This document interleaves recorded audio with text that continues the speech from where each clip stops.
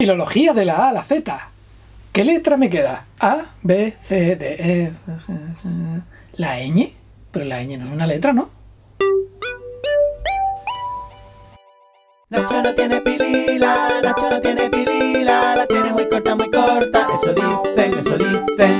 Hola, bienvenidos a Filología de la A a la Z, una serie de vídeos en los que en 30 días, empezando desde 2013, estoy hablando sobre la filología en general. Este vídeo va a ir sobre lengua, sobre la historia de las cosas, de cómo se escriben, de tecnología, sociopolítica del Mediterráneo y de Europa, paleografía, diseño gráfico... Vaya, que va sobre filología. Pues sí, Filología de la A a la Z. Ñ.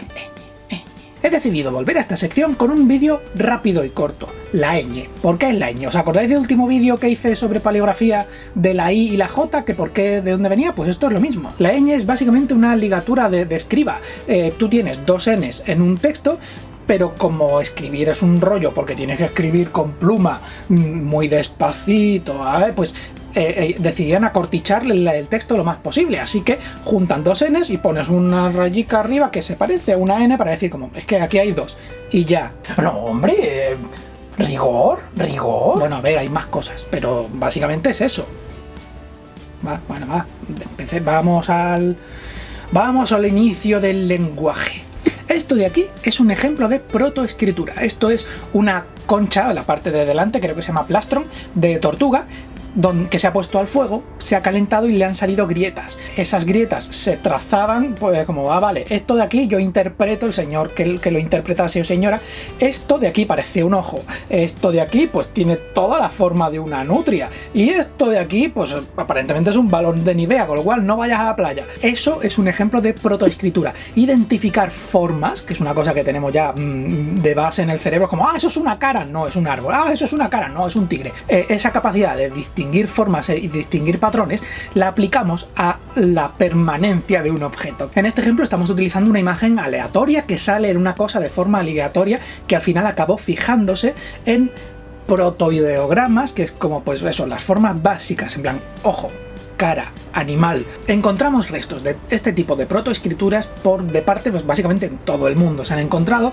así que lo que me voy a enfocar es en las que nos han llegado a la ñ, que es para eso, para lo que va el vídeo, ¿no? Pues Mesopotamia. La tierra, mesos, entre dos ríos, potamos. En mis vídeos de etimología, tengo pantalones, esto es solo mi rodilla, en mis vídeos de etimología suelo mencionar el indoeuropeo o el proto-indoeuropeo, pues me refiero a ese tipo de lengua, los comienzos del lenguaje que hubo por esa época, de los que no nos quedan restos, pero hemos imaginado, descubierto a través de la filología y de las ciencias, lo hemos reconstruido. Por eso siempre tiene un asterisquito arriba para decir como, a ver, esto probablemente fuera así. Ese tipo de lenguas se hablaban en esa época, aproximadamente hace mucho en Mesopotamia. Hablando con medianamente poco rigor, estos inicios del lenguaje escrito nos vienen dados básicamente por uno de los motores que ha seguido siempre la humanidad, que es la economía. Ejemplo ficticio: yo tengo 3 cabras, viene un señor de mi pueblo y me quiere comprar 2, pues el Eusebio, ¿no? De toda la vida. Pues ¿qué pasa? Pues se las vendo, ¿no? Y pues nos damos la mano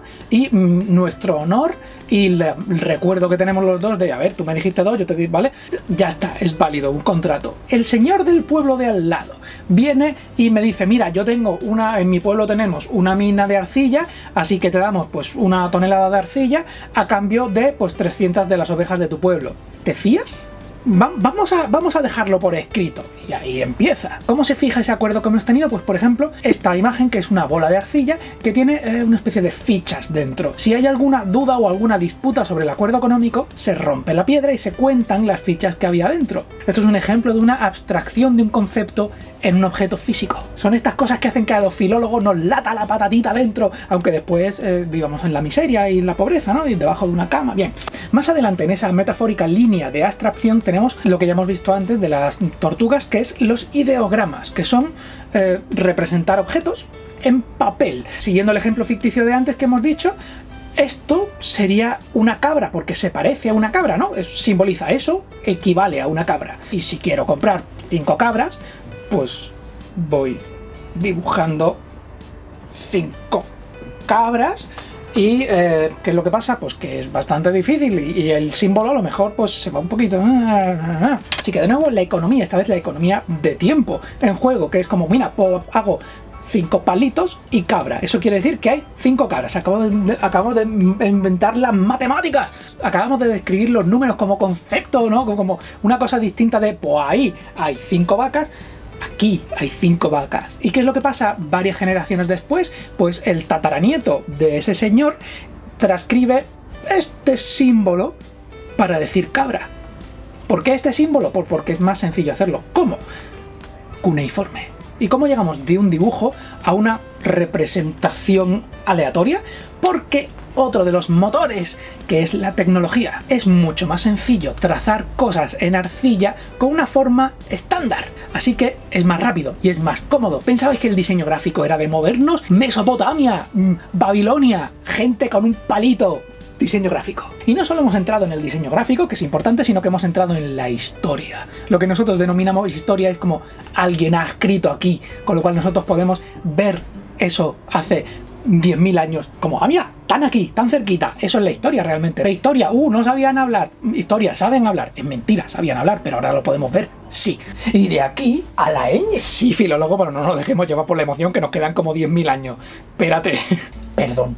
Así que tenemos el comienzo de la escritura como algo tecnológico que tiene herramientas y que empieza a requerir abstracción. Así que ¿cuál es el siguiente paso de la escritura? Pues de los ideogramas pasamos a los logogramas, que representan palabras, les representan conceptos. En plan, de un dibujo, pues tienes un felicidad, yo que sé, el rey, una imagen que representa al rey, yo que sé, de los logogramas. Después pasamos a los alfabetos, que son representaciones de signos completamente aleatorios, que es como esto se escribe así, esto se pronuncia, lo podemos definir con estos símbolos. Y de ahí pasamos a la ñ. ¡Boom! Haber estado rápido, filólogo. Haber estado rápido. Nacho, llevas 3 años para hacer este vídeo.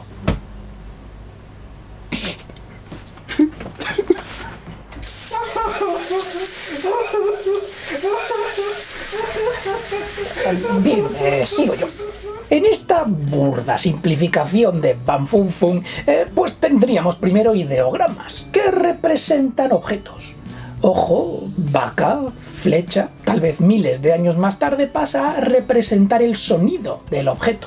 Siguiendo el ejemplo del grafo ese que ha hecho Nacho, tendríamos que alguien, por ejemplo, se llama Haku. Y eso vendría de, por ejemplo, ojo, que se pronuncia ja, y vaca, que se pronuncia ku. Y diréis, pero bueno, filólogo, ¿eso no significaba cabra antes? Lo que ha pasado es que la cultura que diseñó ese simbolito ha sido conquistada o ha sido ocupada culturalmente por otra cultura, que simplemente utiliza ese sonido para representar, como ellos decían, vaca. De esto tenemos ejemplos, por ejemplo, en el inglés antiguo. Con la llegada de los normandos, los escribas empezaron a escribir las palabras en inglés con la fonética suya propia. Otro ejemplo más contemporáneo sería, por ejemplo, la forma que tienen de hablar en Estados Unidos, la forma para referirse a alguien que es audaz, es valiente. Dicen, he has cojones. Lo pronuncian a la inglesa con ese sonido J aspirado tan característico del español latinoamericano. Y es más, bueno, pues nos ha quedado claro que nuestro alfabeto viene del fenicio, ¿no?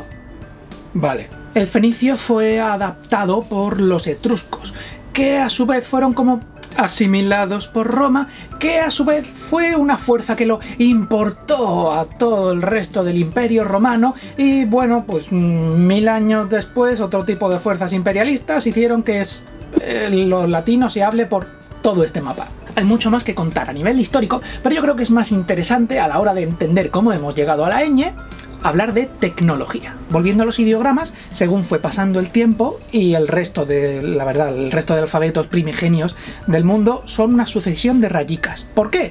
Porque es sencillo, es fácil trazar rayicas. Intentar hacer un trazo curvo en una superficie seguramente sería arcilla o una pared así poco pulida, pues es complicado. ¿Habéis intentado alguna vez hacer una O perfectamente circular? ¿A qué difícil?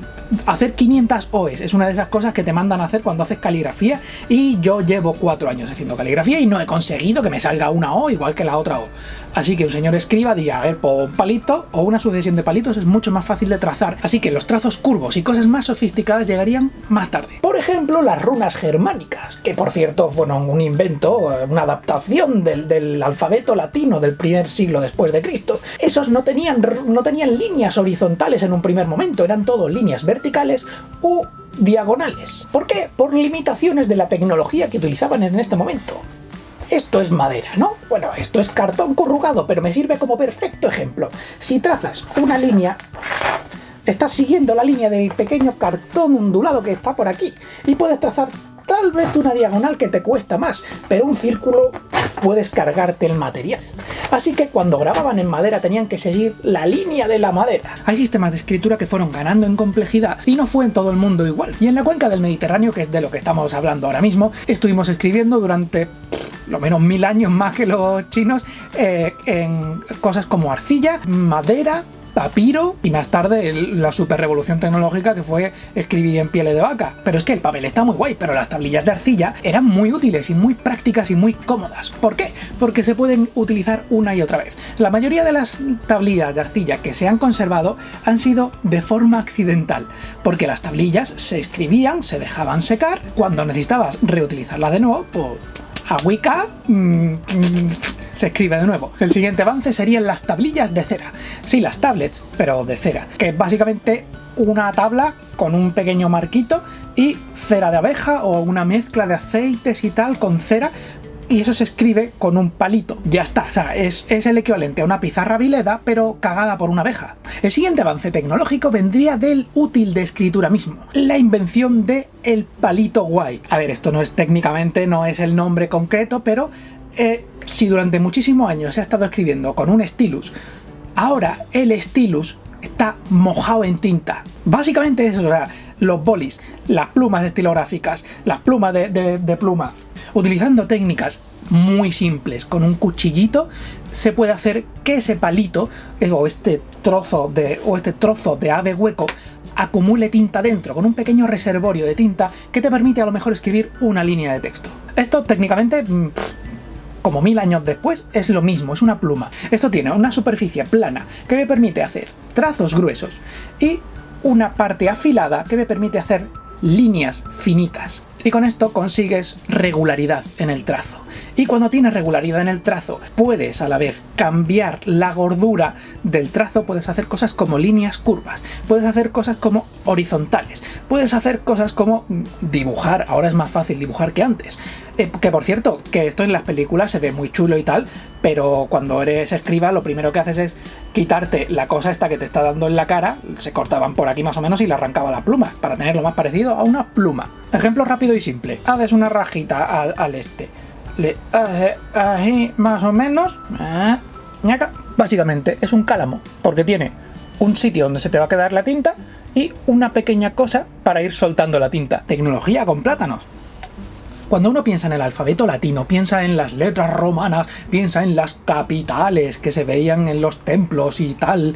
Pero claro, un señor que estaba escribiendo una nota de decir aquí te van las 30 barricas de vino, no iba a contratar a un señor que iba a tallar del mejor mármol de Roma durante 3 meses. No, la gente escribía a mano rápidamente con una caña, palito con cosa, la gente escribía de la manera más rápida posible, en tablilla de cera, tablilla de arcilla, un pergamino, rápido. Y tenían minúsculas. Lo que pasa que es que no nos han quedado ese tipo de minúsculas, pero aquí pongo una imagen de lo que era el alfabeto minúsculo romano. Es una de estas cosas de, bueno, da igual, pero yo entiendo lo que yo he escrito, porque era para mi propia contabilidad, porque era, pues eso, una cosa que a lo mejor lo tenían que leer 2 personas y tal. Esto es como cuando te dejan los apuntes de una asignatura a las que no has ido en todo el año y de repente dices, ¡ah, me quiero morir! Nacho, te estás enrollando. Sí, es verdad, filólogo, me enrollo como un pergamino. Bien, al igual que las tablillas de arcilla se conservaron porque se han cocido accidentalmente, lo que nos ha quedado de cosas escritas desde hace mucho para acá es básicamente lo que está escrito en piel de vaca. Así que los restos de escritura que tenemos, que se han conservado, son los que están escritos bonico. Son los apuntes de la persona con el currículum más alto de toda tu carrera. Porque la gente que escribía en pergamino con un atril a mano alzada con la mejor letra del mundo, tardando meses y años en copiar un libro, no es la misma gente que escribía una cosa de, vale, ponme 30. Sí, filólogo, vuelvo del jardín. A ver, la cosa esta que os quiero decir es que se nos enseña, a nosotros en la carrera se nos enseñan cosas como, es que la paleografía es muy complicada porque es que era muy difícil entenderlo y tal, pero claro, ellos tenían una tecnología solo para pocas personas. Ahí se le añade una capita de criptografía. Es como, sí, yo voy a escribir de esta manera que solo la gente de mi monasterio la sabe entender. Cada uno tenía una mano distinta, cada uno tenía su manera de escribir las cosas. Y como siempre, los monasterios que tenían más influencia, los monasterios de mayor prestigio sociolingüística, establecieron su manera de escribir. Y de repente llegamos a una cosa muy loca que de nuevo vuelve al diseño gráfico y a Comic Sans. Qué mal Comic Sans. Comic Sans, a mí me entregas estas cosas. Porque tenemos dos escuelas muy gordas de manos de escriba. Por un lado tenemos la carolingia, que fue el señor Carlomagno, que dijo: ahora se va a escribir así, esta es la forma estándar, el primer estandarización de toda Europa. Básicamente fue como, no, se va a escribir de esta manera. Y eso fue influyendo poco a poco. Pero ¿qué pasó? Hay escribas de una pequeña zona gótica, que eran los visigodos, que dijeron: ¿y si hacemos la lengua nuestra? La manera de escribir carolingia se impuso por toda Europa hasta que llegó la imprenta. Imprenta que se diseñaría con otro tipo de letra. El señor Gutenberg diseñó su imprenta de tipo fijo basándose en las letras de los manuscritos de la letra gótica, lo que nosotros conocemos como gótica, aunque, bueno, detalles. La conocida como Black Letter era la caligrafía preferida de la época en la mitad norte de Europa, y era más conocida en su época como textura quadrata, porque tejido, como si fuese un tejido cuadrado. En el sur tenían otra suerte de estándar, la letra incorrectamente conocida como humanista, porque se basaron en otro tipo de letra y después los estudiosos de la época dijeron que sí, así es como escribían los romanos. Pero así no era como escribían los romanos, ya hemos hablado de antes de la minúscula. Hicieron un poquito de coger de aquí y de allá y cogieron las mayúsculas capitales romanas y la minúscula de la Merovingia o Carolina y dijeron: sí, así es como escribían los romanos. Y se lo creyeron en la época. Y en resumen, hubo siglos de feroz batalla entre las dos escuelas. A ver, feroz a nivel humanidades, o sea, moderadamente feroz. Sí, poco feroz. Imaginaos gente haciendo así muy fuertemente con las manitas. Nacho. Pues eso, la idea de que había una forma buena de escribir, que ya sea o la letra romana o la letra gótica, estuvo unos cuantos siglos hasta que, pues de repente, por sociopolítica, ¡zaca! Ahora utilizamos la lengua romana. ¿Hacemos un teatrillo, filólogo? Ni muerto. Bueno, vale, pues hago yo los dos papeles, no te preocupes. Hola, señor Hitler. Hola. Pues soy el equivalente a un académico de la RAE, ¿no? Soy el Pérez Reverte de la Alemania nazi. Pues vengo a decirle una cosa súper importante, que es los estándares de cómo escribimos. Ajá. Continúa. Pues verá, unos cuantos hemos pensado que podíamos afianzar lo que viene siendo el branding del Reich, ¿no? Y así utilizar la letra Fraktur como la lengua oficial. Continúe. Por eso de que con la subida al poder del partido nazi le estamos necesitando como un calorcillo, ¿no? A lo de que es la cultura alemana, y decimos que esto es cultura alemana, ¿no? Porque son las letras nuestras, ¿no? De lo nuestro. Pues, ¿qué me dice usted? Entonces, lo marcamos que sí, Pues a ver, lo he pensado rápidamente en estos 15 segundos que me has dado de pensamiento, y he decidido que, ¿por qué no mejor prohibimos la Fraktur y obligamos a que no se escriba en las escuelas tampoco? Nada, prohibido. Pero así fue. O sea, hay cosas que cambian la lengua y que cambian el mundo por una cosa tan simple como, de nuevo, economía. Alemania era, por un lado, la Alemania nazi era una cultura imperialista que quería ir conquistando sitios, y los sitios que iba conquistando tenían imprentas. Las imprentas son unos bichos bastante gordos y las fuentes con las que se escriben son cosas pesadas de metal. Así que lo más barato, en lugar de fabricar un mogollón de tipos distintos e irlos enviando a todas las partes del universo expandido de Alemania, la idea era utilizar las imprentas que había en las zonas conquistadas. Pues está ese argumento de peso económico, pero por otro lado está la idea simple y sencilla de que a Hitler no le gustaba la Fraktur, le gustaba más la romana, la humanista. Así que dijo, pues no. Así que tendríamos las letras de imprenta que, como, bueno, vale, ahora los libros pues los imprimimos de otra manera. Pero ¿qué pasaba? Que eso también tenía su cursiva. ¿Os acordáis lo de las capitales y las minúsculas? Pues en alemán había una cursiva alemana, que era la Sutterlich, si no me equivoco, que era una manera de escribir distinta, que si yo ahora pongo una imagen aquí, ¡boom!, imagen de la Sutterlich, no sois capaces de entenderlo. Pues ¿qué pasó? Alemania perdió la guerra. La ley de que ahora ya no se escribía así se siguió manteniendo. En los colegios ya no se enseñaba cursiva alemana, con lo cual tenemos a un mogollón de gente que no es capaz de entender diarios escritos de sus abuelos, de sus bisabuelos. Es una cosa que se ha perdido. Y así, a grandes rasgos, de un ideograma de una serpiente pasamos a una un churrito que es un sonido, que pasa a ser una churrito, que si tienes ese churrito al lado, pues dices, bueno, pues ocupa menos espacio, pues se lo pongo aquí arriba, que pasa a una disputa entre diseñadores gráficos medievales, influencers, sobre cuál es la forma mejor de escribirla, y acaba en disputas académicas que acaban en cosas militares, que acaban en la ñ que tenemos ahora, y que nos la quitaron. Realmente acabo de ser un poquito reduccionista y demagogo, pero en el fondo es un tema monetario. En el 91 quisieron comercializar, en Europa quisieron vendernos teclados, que era más fácil hacerlos sin cosas diacríticas, sin ñ, porque haces el mismo para toda Europa y lo vendes. Y España dijo, espérate, no, eso nos toca, punticos emocionales, nuestro país está escrito con ñ, es una cosa cultural nuestra, y hubo una reacción hostil. Y Europa dijo, a ver, es que tenemos aquí el Tratado de Maastricht de libre comercio, está diciendo que nuestras empresas no pueden vender los teclados que quieran. ¿Y qué pasa? España dijo, pues no. Y fue una reacción tan bestia que Europa dijo, bueno, pues, mira, aquí en el Tratado de Maastricht pone una cosa de una cláusula, ¿no? Que vaya casualidad, dice que estas cosas son cosas culturales y bueno, pues podéis hacer medidas proteccionistas con lo vuestro. Claro, hombre, claro, está aquí en el Tratado de Maastricht. ¿Qué es lo que pasa? Cuando hay una reacción fuerte, de repente aparecen cláusulas en las leyes de, oye, déjate avasallar un poquito, ¿no? Vaya, que lo intentaron hacer a la fuerza y como hubo un poquito de oposición, dijeron, no, hemos encontrado una cláusula. Supongo, sí, eso básicamente. Pero decir como no, la ñ no desapareció, no quiere decir que no puede pasar en cualquier momento con otro tipo de gráfica. Yo recuerdo estudiar de memoria que el alfabeto tenía la ch y la ell y la doble r, y en 2010 dijeron, no, esos son dígrafos, eso ya no forma parte del alfabeto. Las letras pueden caer del alfabeto en cualquier momento según va cambiando la sociedad. Hasta aquí la ñ. Espero que os haya gustado muchísimo. No sé, cosas a la acción. Meteos en mi Patreon para que yo me pueda tirar un mes entero haciendo este tipo de cosas.